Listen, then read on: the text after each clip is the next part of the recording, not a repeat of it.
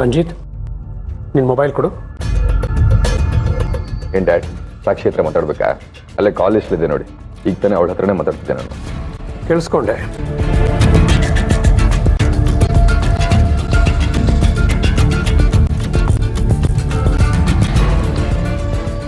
Dad, ಏನ್ ಮಾಡ್ತಿದ್ದೀರಾ? ಸಾಕ್ಷಿ ನಂಬರ್ನ ಡಿಲೀಟ್ ಮಾಡ್ತಾ ಇದ್ದೀನಿ. ಬರೀ ಫೋನಿಂದ ಮಾತ್ರ ಅಲ್ಲ, ನಿನ್ನ ಮೈಂಡಿಂದಲೂ ಅವಳನ್ನ ಡಿಲೀಟ್ ಮಾಡಿದ್ದ. ನಿನ್ನ ಸಾಕ್ಷಿ ಮದುವೆ ನಡೆಯಲ್ಲ. ಯಾಕೆ? ಏನಾಯ್ತು ನಿಮ್ಗೆ? ಇದ್ದಕ್ಕಿದ್ದ ಹಾಗೆ ಉಲ್ಟಾ ಹೊಡಿತಾ ಇದ್ದೀರಲ್ಲ, ಏನಾಯ್ತು? ರಂಜಿತ್, ನಾವು ಬಿಸ್ನೆಸ್ ಮಾಡೋದು. ಸೀಸನ್ಗೆ ತಕ್ಕ ಹಾಗೆ ನಾವು ಚೇಂಜ್ ಆಗಬೇಕು. ಮಳೆಗಾಲ ಬಂದರೆ ಕೊಡೆ ಮಾರಿದರೆ ಪ್ರಾಫಿಟ್ಟು, ಚಳಿಗಾಲ ಬಂದರೆ ಸ್ವೆಟರ್ ಮಾರಿದರೆ ಪ್ರಾಫಿಟ್. ಹಾಗೆ ಈಗ ಸಾಕ್ಷಿಯಿಂದ ಯಾವ ಪ್ರಾಫಿಟ್ಟು ಇಲ್ಲ, ಪ್ರಯೋಜನವೂ ಇಲ್ಲ. ನೀನು ಅವಳ ನೆನಪನ್ನು ಮಾರಿಬಿಡು. ಐ ಮೀನ್ ಅವಳನ್ನು ಮರೆತು ಬಿಡು. ತಲೆಗಿಲೆ ಕೆಟ್ಟಿದ್ದೆ ನಿಮ್ಗೆ? ನಾನು ನಿಮ್ಮ ಥರ ಲಾಭ ನಷ್ಟ ಲೆಕ್ಕ ಹಾಕೊಂಡು ಸಾಕ್ಷಿನ ಮದುವೆ ಮಾಡ್ಕೋಬೇಕು ಅಂದ್ಕೊಳ್ಳಿಲ್ಲ.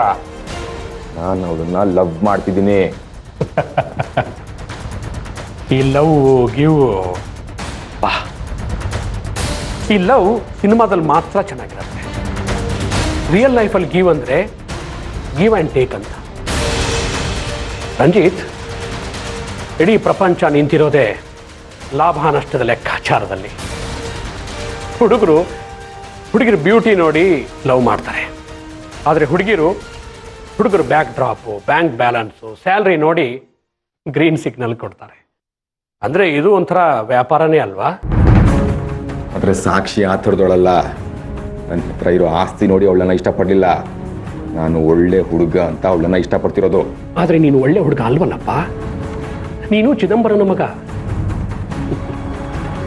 ನನ್ನ ಮಾತು ಕೇಳು ರಾಜ, ನೀನು ಆ ಹುಡುಗಿನ ಮರೆತು ಬಿಡು.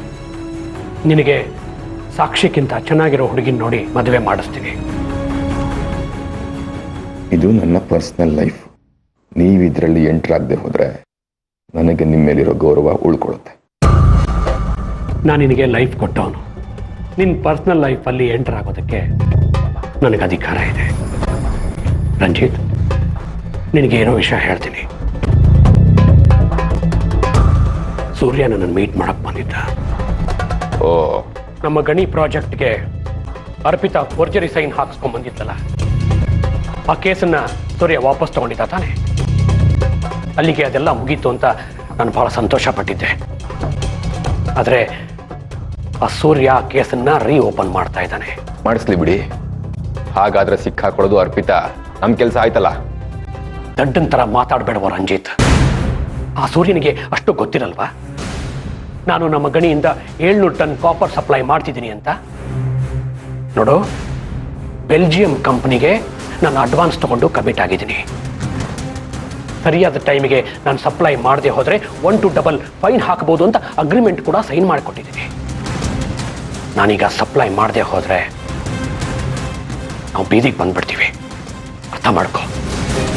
ಈಗ ನೀನೇ ಸಾಕ್ಷಿನ ಮದುವೆ ಆಗಲ್ಲ ಅಂತ ಹೇಳಿದ್ರೆ ಸೂರ್ಯ ಆ ಕೇಸನ್ನ ರೀಓಪನ್ ಮಾಡಲ್ವಂತೆ. ನೀನೇನಾದರೂ ಹಾಗೆ ಹೇಳದೆ ಹೋದರೆ ಆ ಕೇಸನ್ನ ರೀಓಪನ್ ಮಾಡಿ ನಮ್ಮ ಗಣಿಯಲ್ಲಾಗ್ತಿರೋ ಕೆಲಸಗಳನ್ನು ನಿಲ್ಲಿಸ್ತಾನಂತೆ. ಈ ಟೈಮಲ್ಲಿ ನಾವು ಅವನನ್ನು ಎದುರು ಹಾಕ್ಕೊಂಡ್ರೆ ಎಲ್ಲ ಕಳ್ಕೋಬೇಕಾಗತ್ತೆ.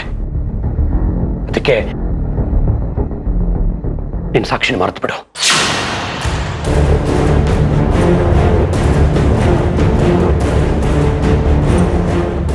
ನೀವು ಏನಾದರೂ ಹೇಳಿ, ನಾನು ಸಾಕ್ಷಿನ ಮರೆಯೋಕ್ಕಾಗಲ್ಲ. ಅವಳು ನನ್ನ ನಂಬ್ಕೊಂಡಿದ್ದಾಳೆ. ಅವಳಿಗೆ ದ್ರೋಹ ಮಾಡೋಕ್ಕಾಗಲ್ಲ. ನಾವು ಹೋಗ್ತಿರೋ ಬಸ್ ಪಂಚರ್ ಆದರೆ ಇನ್ನೊಂದು ಬಸ್ಸಲ್ಲಿ ಹೋಗ್ತೀವಿ. ಅದನ್ನು ದ್ರೋಹ ಅಂತ ಹೇಳೋಕ್ಕಾಗತ್ತಾ? ಕಾಮನ್ ಸೆನ್ಸ್ ಇದು. ಹಾಗೇನೆ ನಿಮಗೆ ನನ್ನ ಫೀಲಿಂಗ್ಸ್ ಅರ್ಥ ಆಗಲ್ಲ ಬಿಡಿ. ಅದನ್ನು ಅರ್ಥ ಮಾಡಿಸೋಷ್ಟು ಪೇಷನ್ಸ್ ಕೂಡ ನನಗಿಲ್ಲ. ನಿಮ್ಮ ಬಿಸ್ನೆಸ್ ಪ್ರಾಬ್ಲಮ್ಸ್ಗೆ ನನ್ನ ಸಾಕ್ಷಿ ಲವ್ನ ಲಿಂಕ್ ಮಾಡಬೇಡಿ ನೀವು. ನೀ ನನ್ನ ಮಾತು ಕೇಳದೆ ಹೋದ್ರೆ ನಾನು ತುಂಬ ಕೆಟ್ಟವನಾಗಬೇಕಾಗತ್ತೆ ನಿನ್ನ ವಿಷಯದಲ್ಲಿ.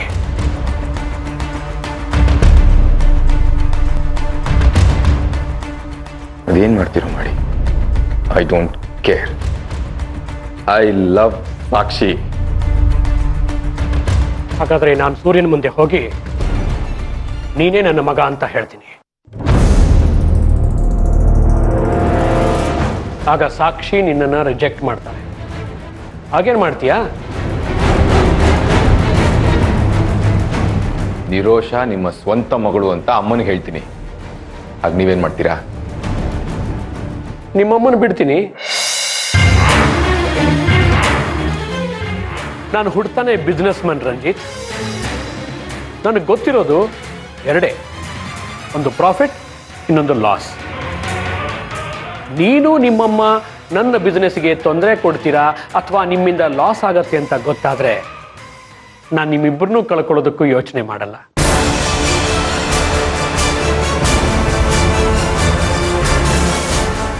ಅಷ್ಟಕ್ಕೂ ನನ್ನ ಮಾತು ಮೀರಿ ನೀನು ಹೋದ್ರೆ ನನ್ನ ಆಸ್ತಿನಲ್ಲಿ ನಿನಗೆ ಬಿಡಿಗಾಸು ಸಿಗಬಾರ್ದು. ಹಾಗೆ ಮಾಡ್ತೀನಿ. ಹಾ, ನೀನು ಟ್ರಸ್ಟಿ ಆಗಿದೆಯಲ್ಲ ಆ ಸ್ಕೂಲು, ಅದು ನನ್ನ ಹೆಸರಲ್ಲಿದೆ. ನೆನಪಿದೆಯಲ್ಲ ರಂಜಿತ್? ನಿನ್ನ ಬ್ಯಾಂಕ್ ಅಕೌಂಟಲ್ಲಿ 10 ಲಕ್ಷ ರೂಪಾಯಿ ಮತ್ತೆ 2 ಕಾರ್ ಬಿಟ್ರೆ ನಿನ್ನ ಹತ್ರ ಬೇರೆ ಏನೂ ಇಲ್ಲ. ಹಾ, ಅದನ್ನಿಟ್ಕೊಂಡು ನೀನು ಬಿಸ್ನೆಸ್ ಮಾಡ್ತೀನಿ ಅಂತ ಹೋದ್ರೆ ನಿನ್ನ ಹತ್ರ ಯಾರೂ ಬರಬಾರ್ದು. ಯಾವ ಬ್ಯಾಂಕು ನಿನಗೆ ಲೋನ್ ಕೊಡೋಕೆ ಮುಂದೆ ಬರಬಾರ್ದು. ಹಾಗೆ ಮಾಡ್ತೀನಿ. ಹಾಗೆ ನಿನ್ನ ಹೆಸರು ಕೆಡಿಸ್ತೀನಿ.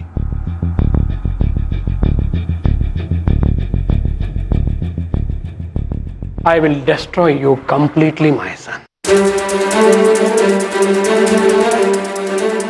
Okay? ನಾಳೆ ಒಳಗೆ ಏನು ಅಂತ ಹೇಳ್ಬಿಡು. You don't have any other choice.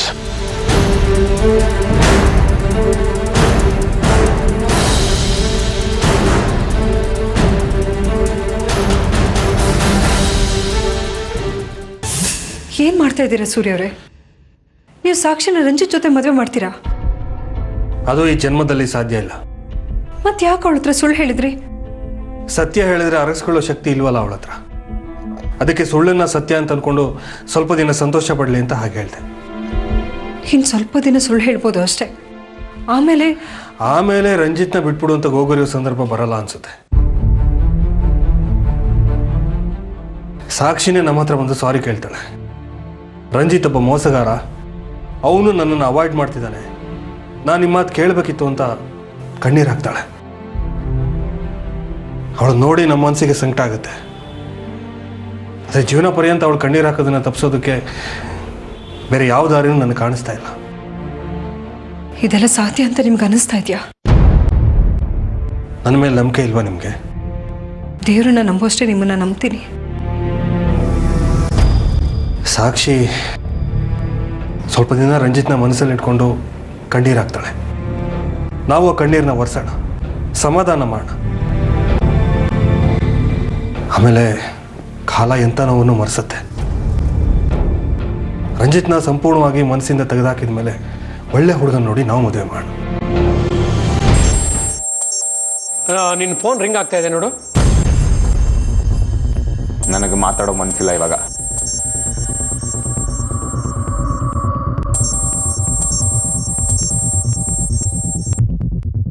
Hello. Hello Ranjit. ನಾನು ಚಿದಂಬರಂ ಮಾತಾಡ್ತಾ ಇದ್ದೀನಿ. ರಂಜಿತ್ ಇಲ್ವಾ? ಇದಾನೆ, ಒಂದು ನಿಮಿಷ ಕೊಡ್ತೀನಿ. ರಂಜಿತ್, ಸಾಕ್ಷಿ ಫೋನ್ ಮಾಡಿದ್ದಾಳೆ, ವಿಷಯ ಹೇಳ್ಬಿಡು.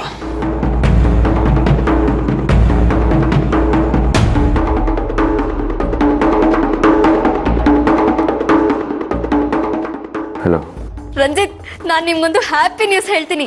ಕೇಳಿದ್ರೆ ಈಗ್ಲೇ ಓಡ್ ಬಂದ್ಬಿಡ್ತೀರಾ. ನಮ್ ಡ್ಯಾಡಿ ನಮ್ ಮದ್ವೆಗೆ ಒಪ್ಕೊಂಡ್ರು.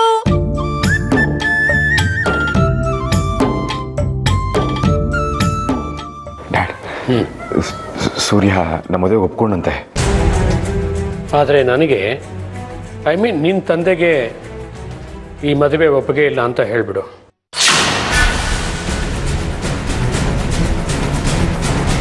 ನಾನು ಇಂಪಾರ್ಟೆಂಟ್ ಮೀಟಿಂಗ್ನಲ್ಲಿದ್ದೀನಿ, ಮತ್ತೆ ಕಾಲ್ ಮಾಡ್ತೀನಿ.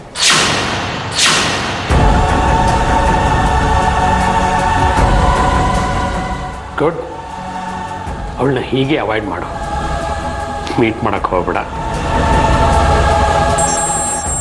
ಫೋನ್ ರಿಸೀವ್ ಮಾಡಬೇಡ, ಡಿಸ್ಕನೆಕ್ಟ್ ಮಾಡಿ ಸ್ವಿಚ್ ಆಫ್ ಮಾಡು.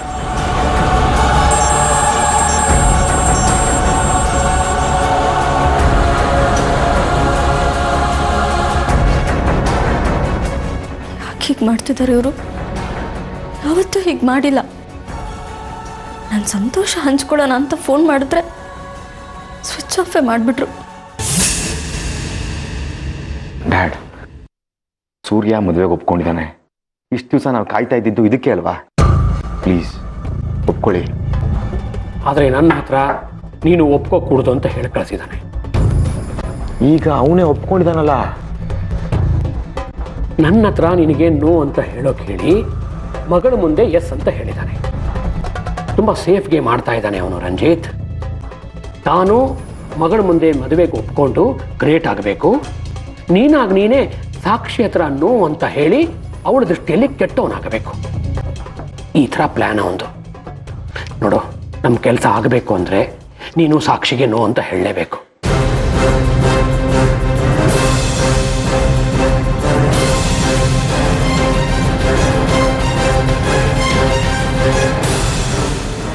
ಹೃದಯಕ್ಕೆ ನೋವಾಯಿತು ಅಂತ ಲಿವರ್ಗೆ ತೊಂದರೆ ಕೊಡಬೇಡ. ಡ್ರಿಂಕ್ ರೆಸ್ಪಾನ್ಸಿಬಲಿ.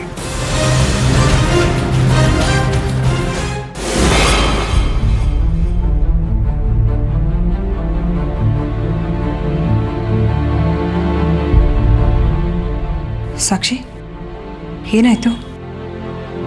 ರಂಜಿತ್ ಫೋನಿಗೆ ಸಿಕ್ಕಿದ್ರಾ? ಸಿಕ್ಕಿದ್ರು. ಮತ್ತೆ ಯಾಕೆ ಇಷ್ಟೆಲ್ಲ ಕೂತಿದ್ಯಾ? ಏನಂದ್ರು? ಯಾಕೇನು ಮಾತಾಡ್ತಾ ಇಲ್ಲ? ರಂಜಿತ್ ಏನಾದರೂ ಬೇಜಾರಾಗೋ ಥರ ಮಾತಾಡಿದ್ರಾ? ಇಲ್ಲ ಅಮ್ಮ, ನಮ್ಮ ಮದುವೆಗೆ ಡ್ಯಾಡಿ ಒಪ್ಪಿದ್ದಾರೆ ಅನ್ನೋ ವಿಷಯ ಕೇಳಿ ತುಂಬ ಎಕ್ಸೈಟ್ ಆಗ್ತಾರೆ ಅಂದ್ಕೊಂಡಿದ್ದೆ. ಆದರೆ ಅವರು ಆದರೆ ಏನು ಪುಟ? ಮೀಟಿಂಗ್ನಲ್ಲಿದ್ದೀನಿ, ಆಮೇಲೆ ಕಾಲ್ ಮಾಡ್ತೀನಿ ಅಂತ ಕಾಲ್ ಡಿಸ್ಕನೆಕ್ಟ್ ಮಾಡಿದ್ರು. ಅವ್ರ ಧ್ವನಿನಲ್ಲಿ ಸ್ವಲ್ಪನೂ ಸಂತೋಷನೇ ಇರಲಿಲ್ಲ.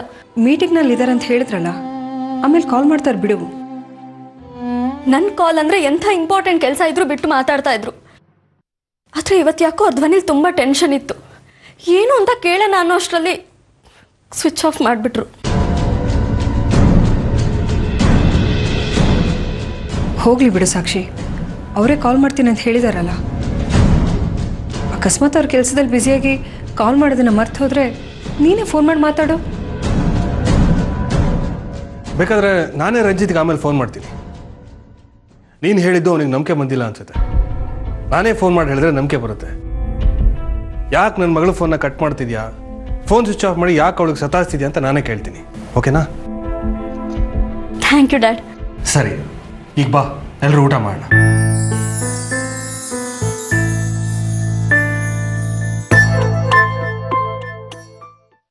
ಚಿದಂಬರಂ ಹತ್ರ ನೀವು ಹೋಗಿ ಮಾತಾಡಿದ್ದಕ್ಕೆ ಚಿದಂಬರಂ ರಂಜಿತಿಗೆ ಪ್ರೆಷರ್ ಹಾಕಿದ್ದಾನೆ.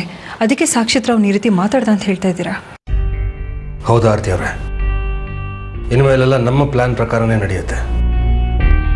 ಇಷ್ಟು ದಿನ ಸಾಕ್ಷಿ ನನ್ನ ಜೀವ ಅಂತ ಹೇಳ್ಕೊಂಡು ತಿರುಗಾಡ್ತಿದ್ದ ರಂಜಿತ್ ಇವತ್ತು ನೋಡಿದ್ರ ಆ ಚಿದಂಬರಂ ಮೂಲಕ ನಾನು ಕೊಟ್ಟ ಒಂದು ಡೋಸ್ಗೆ ಹೆದರಿ ಫೋನ್ನ ಸ್ವಿಚ್ ಆಫ್ ಮಾಡಿ ಇಟ್ಕೊಂಡಿದ್ದಾನೆ.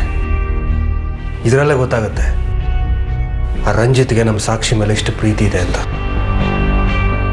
ಅವನಿಗೆ ನಿಜವಾದ ಪ್ರೀತಿ ಇದ್ದಿದ್ರೆ ಚಿದಂಬರಂ ಮಾತನ್ನ ಧಿಕ್ಕರಿಸಿ ಅವನು ಬರ್ತಾ ಇದ್ದ.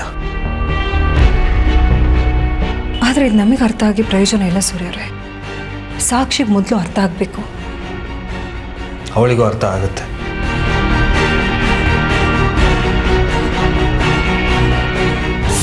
ನೀವು ಒಬ್ಬ ಮನುಷ್ಯನ ತಂದೆ ಆಗಿದ್ಕೊಂಡು ನಿಮ್ಮ ಲಾಭಕ್ಕೆ ಮಗನ ಆಸೆ ಭವಿಷ್ಯ ಎಲ್ಲ ಕಾಲಿಂದ ತುಳಿತಾ ಇದ್ದೀರಲ್ಲ, ಉದ್ಧಾರ ಆಗಲ್ಲ ನೀವು.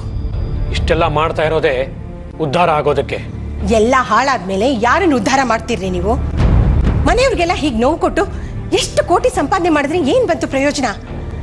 ಯಾರಿಗೆ ಬೇಕಾಗಿದೆ ಈ ನಿಮ್ ದುಡ್ಡು? ದುಡ್ಡಿನ ಬೆಲೆ ದುಡ್ಡು ಇಲ್ದಿರೋರ ಹತ್ರ ಹೋಗಿ ಕೇಳು, ಗೊತ್ತಾಗತ್ತೆ. ಈ ಮನೆಯಲ್ಲಿ ದುಡ್ಡು ಕೊಡಿತಾ ಬಿದ್ದಿದೆಯಲ್ಲ, ಅದಕ್ಕೆ ನಿನಗೂ ನಿನ್ನ ಮಗನಿಗೆ ದುಡ್ಡಿನ ಬೆಲೆ ಗೊತ್ತಾಗ್ತಾ ಇಲ್ಲ. ನೋಡುವ ಜಯಂತಿ, ಈ ಟೈಮಲ್ಲಿ ಸೂರ್ಯನ ನಾನು ಎದುರು ಹಾಕ್ಕೊಂಡ್ರೆ ನನ್ನನ್ನು ನಾನು ಮಾರ್ಕೊಂಡ್ರು ದುಡ್ಡು ಸಿಗಬಾರ್ದು. ಹಾಗೆ ಮಾಡಿರ್ತಾನೆ ಅವನು, ಅರ್ಥ ಮಾಡ್ಕೋ. ನೋಡ್ರಿ ನೋಡ್ರಿ ರಂಜಿತ್ ಮುಖ ನೋಡ್ರಿ ಹೇಗಾಗಿದೆ ಅಂತ. ಅವನು ಸಾಕ್ಷಿ ಮೇಲೆ ತುಂಬಾ ಆಸೆ ಇಟ್ಕೊಂಡಿದ್ದಾನೆ. ಈಗ ಅವಳನ್ನ ಮದ್ವೆ ಮಾಡ್ಕೋಬೇಡ ಅಂತ ಹೇಳಿದ್ರೆ ಡಿಪ್ರೆಷನ್ ಕೊಟ್ಟೋಗ್ತಾನೆ. ಜಯಂತಿ ಸುಮ್ಮನೆ ಇರು. ಮಗನ ಬಗ್ಗೆ ನನಗೂ ಯೋಚನೆ ಇದೆ. ಇವರಿಬ್ಬರು ಮದುವೆ ಆಗ್ಬಾರ್ದು ಅಂತ ತಾನೇ ಅವನು ಕಂಡೀಷನ್ ಹಾಕಿರೋದು. ಈಗ ಹಠಕ್ ಬಿದ್ದು ನಾವು ಮದುವೆ ಮಾಡಿದ್ರೆ ನನ್ನನ್ನ ಸರ್ವನಾಶ ಮಾಡಿ ಹಾಕ್ತಾನೆ. ಆಮೇಲೆ ರೇಷನ್ ಅಂಗಡಿ ಮುಂದೆ ಕ್ಯೂ ನಿಂತ್ಕೋಬೇಕು ಅಕ್ಕಿ ಬೇಳೆ ಸಕ್ಕರೆ ತಗೊಳ್ಳೋದಕ್ಕೆ. ಡ್ಯಾಡ್, ಸೂರ್ಯ ಅವ್ರ ಹತ್ರ ಇನ್ನೊಂದ್ಸಲ ಮಾತಾಡಿ ನೋಡಿ. ಮದ್ವೆ ನಿಲ್ಸೋದೊಂದು ಬಿಟ್ಟು ಬೇರೆ ಏನಾದ್ರು ದಾರಿ ಸಿಗ್ಬೋದಲ್ವಾ? ಬೇಕಾದ್ರೆ ನಾನ್ ಮಾತಾಡ್ತೀನಿ ಅವ್ರ ಹತ್ರ. ಏನು ಪ್ರಯೋಜನ ಆಗಲ್ಲ ರಂಜಿತ್, ಅರ್ಥ ಮಾಡ್ಕೋ. ನಿಮ್ಮಿಬ್ರದ್ದು ಮದುವೆ ಆಗ್ಬಾರ್ದು ಅಂತ ತಾನೇ ಅವನು ನನಗೆ ವಾರ್ನ್ ಮಾಡಿದಾನೆ. ಅಕಸ್ಮಾತ್ ಆದ್ರೆ ಗಣಿ ಕೇಸ್ನ ರೀ ಓಪನ್ ಮಾಡ್ತಾನೆ. ನನಗೆ ಚಾನ್ಸ್ ತಗೊಳ್ಳೋದಕ್ಕೆ ಇಷ್ಟ ಇಲ್ಲ. ನೋಡಿ, ಇಷ್ಟೆಲ್ಲ ಆದ್ಮೇಲೂ ರಂಜಿತ್ ಸಾಕ್ಷಿ ಮದ್ವೆ ಆದ್ರೆ ಏನಾಗಬಹುದು? ಆ ಸೂರ್ಯ ನಿಮ್ ಮೈನಿಂಗ್ ಪ್ರಾಜೆಕ್ಟ್ ನ ಆಗದೆ ಇರೋ ಹಾಗೆ ನಿಲ್ಲಿಸ್ತಾನೆ. ಅಷ್ಟೇ ತಾನೇ, ನಿಲ್ಲಿಸ್ಲಿ ಬಿಡಿ. ನಿಲ್ಲಿಸ್ಲಿ ಬಿಡಿ. ಅದು ನಿಂತ್ರೆ ನಾನು ಅಗ್ರಿಮೆಂಟ್ ಮಾಡ್ಕೊಂಡಿರೋ ಕಂಪನಿಗೆ ಡಬಲ್ ದ ಅಮೌಂಟ್ ಪೆನಾಲ್ಟಿ ಕಟ್ಟಬೇಕಾಗತ್ತೆ. 5 ಕೋಟಿ ಯೂರೋಗೆ ನಾನು ಅವ್ರ ಹತ್ರ ಅಗ್ರಿಮೆಂಟ್ ಮಾಡ್ಕೊಂಡಿರೋದು. ಈಗ ಸರಿಯಾದ ಟೈಮ್ಗೆ ನಾನು ಅವರಿಗೆ ಮಟೀರಿಯಲ್ ಸಪ್ಲೈ ಮಾಡದೆ ಹೋದ್ರೆ 10 ಕೋಟಿ ಯೂರೋ ಪೆನಾಲ್ಟಿ ಕಟ್ಟಬೇಕು. ಇಂಡಿಯನ್ ಕರೆನ್ಸಿ ಪ್ರಕಾರ ಅದು ಹತ್ತತ್ರ 700 ಕೋಟಿ ರೂಪಾಯಿ ಆಗತ್ತೆ. ಅಷ್ಟೊಂದು ದುಡ್ಡು ಪೆನಾಲ್ಟಿ ಕಟ್ಟಬೇಕು ಅಂದ್ರೆ ನಾನು ನನ್ನ ಹತ್ರ ಇರೋ ಆಸ್ತಿ ಪಾಸ್ತಿ ಎಲ್ಲ ಮಾರಬೇಕಾಗತ್ತೆ. ಇಷ್ಟು ವರ್ಷ ಕಷ್ಟಪಟ್ಟು ಸಂಪಾದನೆ ಮಾಡಿರೋ shares, savings, mutual funds, immovable property, ಚಿನ್ನ ಬೆಳ್ಳಿ ಎಲ್ಲ ಮಾರಬೇಕಾಗತ್ತೆ. ಇಷ್ಟೆಲ್ಲ ಮಾರಿದ ಮೇಲೆ ನನ್ನ ಹತ್ರ ಒಂದು 20 ಲಕ್ಷ ಉಳ್ಕೊಳ್ಳುತ್ತೋ ಇಲ್ವೋ ಆ ಭಗವಂತನಿಗೆ ಗೊತ್ತು. ಹೋದ್ರೆ ಹೋಗ್ಲಿ ಬಿಡಿ. ರಂಜಿತ್ ಸಂತೋಷದ ಮುಂದೆ ಅದ್ಯಾವುದು ದೊಡ್ಡದಲ್ಲ. ಇರೋಷ್ಟು ದುಡ್ಡಲ್ಲಿ ನೆಮ್ಮದಿಯಾಗಿ ಬದುಕೋಣ. ನೀವು ನನಗೆ ಪರಿಚಯ ಆದಾಗ ತಿಂಗಳಿಗೆ 6,000 ರೂಪಾಯಿ ಸಂಪಾದನೆ ಮಾಡ್ತಾ ಇದ್ರಿ. ಆದ್ರೂ ನಾನು ನಮ್ಮ ತಂದೆ ಹತ್ರ ಜಗಳ ಆಡಿ ನಿಮ್ಮನ್ನ ಮದುವೆ ಆಗ್ಲಿಲ್ವಾ? ಅದು 27 ವರ್ಷದ ಹಿಂದಿನ ಮಾತು ವೈಜಯಂತಿ. ಈಗ ಆ ಥರದ ಬದುಕು ಬದುಕಕ್ಕಾಗತ್ತಾ? ಇಷ್ಟು ವರ್ಷ ನಾವು ಐಷಾರಾಮಿ ಬದುಕಿಗೆ ಅಡ್ಜಸ್ಟ್ ಆಗಿ ಹೋಗ್ಬಿಟ್ಟಿದ್ದೀವಿ. ಡ್ಯಾಡ್, ದುಡ್ಡು ಕಳ್ಕೊಂಡ್ರೆ ಮತ್ತೆ ಸಂಪಾದನೆ ಮಾಡ್ಕೋಬಹುದು. ಆದ್ರೆ ಈಗ ನಾನು ಸಾಕ್ಷಿನ ಕಳ್ಕೊಂಡ್ರೆ ಈ ಜನ್ಮದಲ್ಲಿ ಮತ್ತೆ ಅವಳು ನಂಗೆ ಸಿಗಲ್ಲ. ನೋಡಿ, ನೀವು ಲೋಯರ್ ಮಿಡಲ್ ಕ್ಲಾಸಲ್ಲಿ ಇದ್ದವರು ದುಡ್ದು ಸಂಪಾದನೆ ಮಾಡಿ ಇವತ್ತು ಈ ಹಂತಕ್ಕೆ ಬಂದಿಲ್ವಾ? ನಾನು ದುಡಿತೀನಿ ಡ್ಯಾಡ್, ನಾನು ಸಂಪಾದನೆ ಮಾಡ್ತೀನಿ. ನನಗಿನ್ನೂ ವಯಸ್ಸು ಚಿಕ್ಕದು, ಎಜುಕೇಷನ್ ಇದೆ, ಬಿಸ್ನೆಸ್ ಟ್ಯಾಲೆಂಟ್ ಇದೆ. ನಾವು ಈಗ ಬದುಕ್ತಾ ಇರೋ ಲೈಫ್ ಸ್ಟೈಲ್ಗಿಂತ ಸ್ವಲ್ಪ ಕಡಿಮೆ ಆಗ್ಬೋದು ಅಷ್ಟೇ. ಅದಕ್ಕೆ ನಾನು ಅಮ್ಮ ಅಡ್ಜಸ್ಟ್ ಆಗ್ತೀವಿ. ಹಾಂ, ಪ್ಲೀಸ್ ನೀವು ಒಪ್ಕೊಳ್ಳಿ ಡ್ಯಾಡ್, ಪ್ಲೀಸ್. ಮಗನೇ, ನಾನು ಅದನ್ನೇ ಹೇಳ್ತಿರೋದು. ನಿನಗಿನ್ನೂ ವಯಸ್ಸಿದೆ, ದುಡಿದು ಇಂಪ್ರೂವ್ ಆಗೋದಕ್ಕೆ ಅವಕಾಶಗಳಿದೆ. ಆದರೆ ಅದನ್ನು ನೋಡೋದಕ್ಕೆ ನನಗೆ ವಯಸ್ಸಿರಬೇಕಲ್ಲಪ್ಪ. ಈ ವಯಸ್ಸಿನಲ್ಲಿ ಬೇರೆ ಲೈಫ್ ಸ್ಟೈಲ್ಗೆ ಅಡ್ಜಸ್ಟ್ ಆಗೋದು ಬಹಳ ಕಷ್ಟ. ಅದನ್ನು ಕಲ್ಪಿಸ್ಕೊಳ್ಳೋದಕ್ಕೂ ಸಾಧ್ಯ ಇಲ್ಲ ಮಗನೇ. ಅಂದ್ರೆ ನಿಮ್ಮ ಐಷಾರಾಮಿ ಜೀವನಕ್ಕೋಸ್ಕರ ನಿಮ್ಮ ಮಗನ ಆಸೆ ಭವಿಷ್ಯ ಎಲ್ಲ ನಾಶ ಮಾಡ್ತೀರಾ ನೀವು? ಕೆಟ್ಟ ಸ್ವಾರ್ಥ ಅಲ್ವಾ ಇದು? ವೈಜಯಂತಿ, ನನಗೆ ತೊಂದರೆ ಆದರೂ ಪರವಾಗಿಲ್ಲ ಅಂತ ಆ ಸಾಕ್ಷಿನ ಮದುವೆ ಆಗೇ ಆಗ್ತೀನಿ ಅಂತ ಇವನು ಹಠ ಮಾಡ್ತಿದ್ದಾನಲ್ಲ ನಿನ್ನ ಮಗ, ಅದು ಅವನ ಸ್ವಾರ್ಥ ಅಲ್ವಾ? ಅವನು ತನ್ನ ಅನುಕೂಲ ನೋಡ್ಕೊಂಡ್ರೆ ನಾನು ನನ್ನ ಅನುಕೂಲ ನೋಡ್ಕೊಳ್ಳೋದ್ರಲ್ಲಿ ತಪ್ಪೇನಿದೆ? ಮಗನೇ, ನಿನಗೆ ಬಹಳ ಪ್ರೀತಿಯಿಂದ ಹೇಳ್ತಾ ಇದ್ದೀನಿ, ಅರ್ಥ ಮಾಡ್ಕೊ. ಇನ್ಮೇಲೆ ಸಾಕ್ಷಿ ವಿಷಯ ಎತ್ತೋಕೆ ಹೋಗಬೇಡ. ಅಕಸ್ಮಾತ್ ಎತ್ತಿದ್ರೆ ನಾನು ತುಂಬ ಕೆಟ್ಟವನಾಗಬೇಕಾಗತ್ತೆ ಮಗನೇ. ಅದಕ್ಕೆ ಅವಕಾಶ ಕೊಡೋಕೆ ಹೋಗಬೇಡ. ಪ್ಲೀಸ್ ಅರ್ಥ ಮಾಡ್ಕೊ ನಾನು ಹೇಳ್ತಿರೋದನ್ನ. ಹೀಗೆ ಫೋನ್ ಮಾಡಿ ನಾನು ನಿನ್ನ ಮದುವೆ ಆಗೋಕ್ಕಾಗಲ್ಲ ಅಂತ ಹೇಳಿಬಿಡು. ನನಗೆ ನಿನ್ನ ಮೇಲೆ ತುಂಬ ಪ್ರೀತಿ ಇದೆ ಕಣೋ.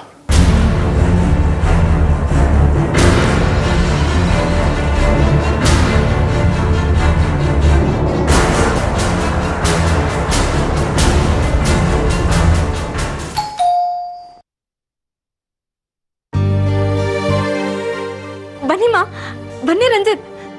ಡ್ಯಾಡ್, ಡ್ಯಾಡ್ ಬನ್ನಿ. ಯಾರು ಬಂದಿದ್ದಾರೆ ನೋಡಿ.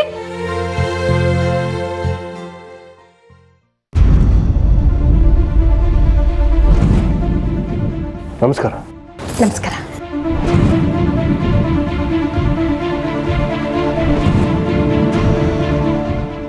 ನೀವು ಬರ್ತೀರಾ ಅಂತ ಸಾಕ್ಷಿ ನನಗೆ ಹೇಳಲೇ ಇಲ್ಲ. ನಾವು ಬರೋ ವಿಷಯ ಸಾಕ್ಷಿಗೂ ಗೊತ್ತಿರಲಿಲ್ಲ. ರಂಜಿತ್, ನಿನ್ನೆ ನಾನು ನಿಮಗೆ ಫೋನ್ ಮಾಡಿದ್ದೆ, ನೀವು ಫೋನೇ ರಿಸೀವ್ ಮಾಡಲಿಲ್ಲ. ನಾನು ಎಷ್ಟು ಎಕ್ಸೈಟ್ಮೆಂಟಲ್ಲಿ ಫೋನ್ ಮಾಡಿದ್ದೆ ಗೊತ್ತಾ? ನಾನು ಸ್ವಲ್ಪ ಬ್ಯುಸಿ ಇದ್ದೆ ಮಾ. ನೀವು ಮಾತಾಡ್ತಾ ಇರಿ, ನಾನು ಕುಡಿಯೋದಕ್ಕೆ ಏನಾದರೂ ತೊಗೊಂಡು ಬರ್ತೀನಿ. ಇರಲಿ ಬಿಡಿ ಗಾಯತ್ರಿ ಅವರೇ, ತೊಂದರೆ ತಗೋಬೇಡಿ. ಸೂರ್ಯ ಅವರೇ, ನೀವು ಸಾಕ್ಷಿ ಮತ್ತೆ ರಂಜಿತ್ ಮದುವೆಗೆ ಒಪ್ಕೊಂಡಿದ್ದೀರಂತೆ. ವಿಷಯ ಕೇಳಿ ನಮಗೆ ತುಂಬ ಸಂತೋಷ ಆಯಿತು. ಓಹೋ, ಸಾಹೇಬ್ರು ತಮ್ಮ ತಾಯಿ ಜೊತೆ ನಮ್ಮ ಮನೆಗೆ ಬಂದು ಓಕೆ ಅಂತ ಹೇಳಿ ಸರ್ಪ್ರೈಸ್ ಕೊಡಬೇಕು ಅಂತನಾ? ಅಮ್ಮ ಪ್ಲೀಸ್ ಓಕೆ ಅಂತ ಬೇಗ ಹೇಳ್ಬಿಡಿ. ಈ ದಿನಕ್ಕೋಸ್ಕರ ನಾನು ರಂಜಿತ್ ಎಷ್ಟು ತಿಂಗಳಿಂದ ವೇಟ್ ಮಾಡಿದ್ದೀವಿ ಗೊತ್ತಾ ಅಲ್ವಾ ರಂಜಿತ್?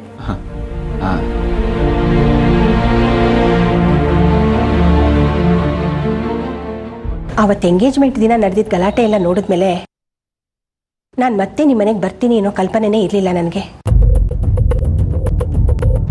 ಇಷ್ಟೆಲ್ಲ ಆದಮೇಲೂ ನೀವು ಮದುವೆಗೆ ಒಪ್ಕೊಂಡಿದ್ದು ನನಗಿಂತ ಹೆಚ್ಚಾಗಿ ನನ್ನ ಮಗನಿಗೆ ತುಂಬಾ ಖುಷಿಯಾಯಿತು. ಆದರೆ ಈ ಮದುವೆ ನಮ್ಮ ಯಜಮಾನ್ರಿಗೆ ಇಷ್ಟ ಇಲ್ಲ.